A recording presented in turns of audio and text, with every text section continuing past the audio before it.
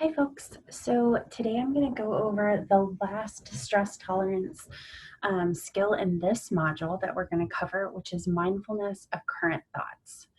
So although we talk a lot about mindfulness, we've actually, as a group, spent relatively less time talking about how to apply those skills to our thought processes.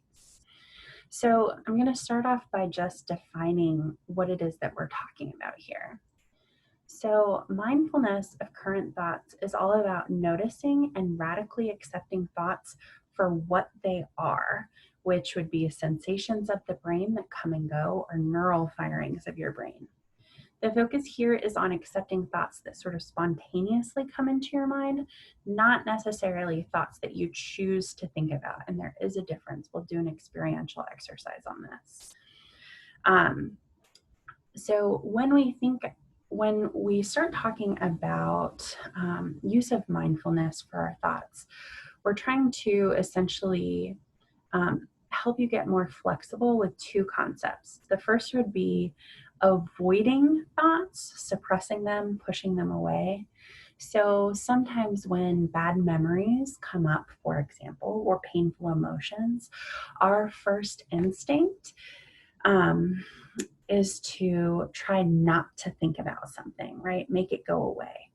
And yet we know that this often has a rebound effect where the more that we try not to think about something, the more magnified that becomes in our brains.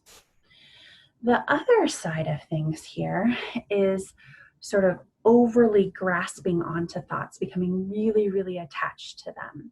So oftentimes if you're worrying about something, it's like a thought that you just keep going back to that will not leave you alone, for lack of a better word. So what we're trying to do here is to essentially change our relationship to our thoughts. So as opposed to actually changing thoughts themselves, which is what we would do in a like check the facts approach to things, here we're looking at painful and distressing thoughts, which are both accurate and inaccurate, and working on getting some space from that. Okay. One thing that we always want to clarify is that the goal of mindfulness to thoughts is not emptying your mind. It's not having no thoughts at all. And the goal here is to be able to notice thoughts as they come and go without clinging to them and without pushing them away. Okay. It is nearly impossible to empty your mind. It's not how our brains function. And you will struggle pretty ceaselessly if that is your goal. That being said, letting go of thoughts is extremely difficult. It takes a lot of practice, and it is not the same as pushing them away. Pushing them away is when you try and shove it away on purpose, like locking it up in a metaphorical room in your mind.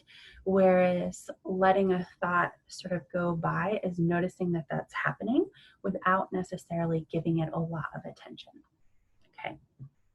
So I touched on this a little bit, but I do want to go over why we do this. So first of all, unnecessary suffering and reactive target behaviors that all of us work on are often caused by thoughts, beliefs, attributions that we have about a situation. And so we oftentimes will respond to our thoughts as opposed to the facts that they supposedly represent. Whether or not they do represent facts, I think, is often a question. Observing thoughts also helps provide distance from them. So a metaphor that I often use here is that when you're going about sort of your day-to-day and you are experiencing lots and lots of thoughts coming at you, you are like a general that is down in the midst of a battlefield that's going on around you. There's chaos everywhere.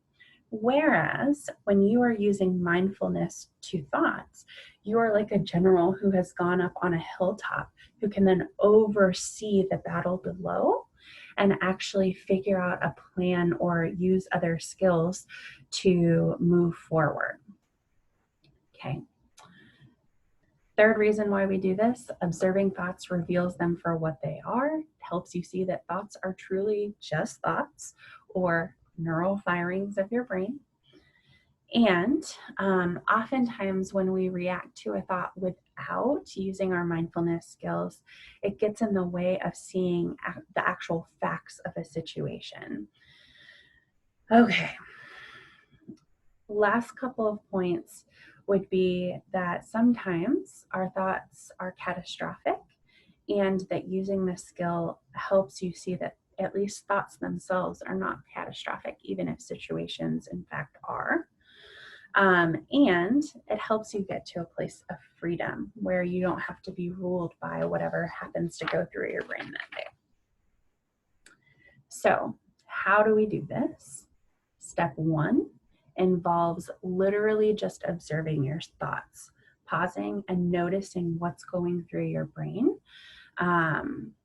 acknowledging that they're there, taking a step back, and visualizing that your thoughts are moving down. Bye. Step two is to try and adopt an atmosphere of curiosity about your thoughts. Notice how they come and go. Watch and ask, where do these thoughts come from? Where do they go? Notice that every thought you have ever had has both come into your mind and left your mind. Notice your thoughts without evaluating them. Step three is reminding yourself that you are not, in fact, your thoughts. So just because your thoughts, for example, say you are a failure, does not mean that you are a failure. Neither on the opposite end of the spectrum, if your thoughts say that you are a magnificent world leader, does that mean that you are a magnificent world leader?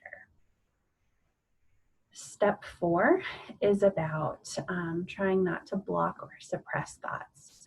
So again, this is sort of opening yourself up to the flow of thoughts without trying to get rid of them. This is something that is really abstract to talk about. And so our last chunk of time in group will be spent practicing some exercises to try and get you to feel what this is like and experience what this is like. So we'll talk about that some more. Have a great evening, everybody.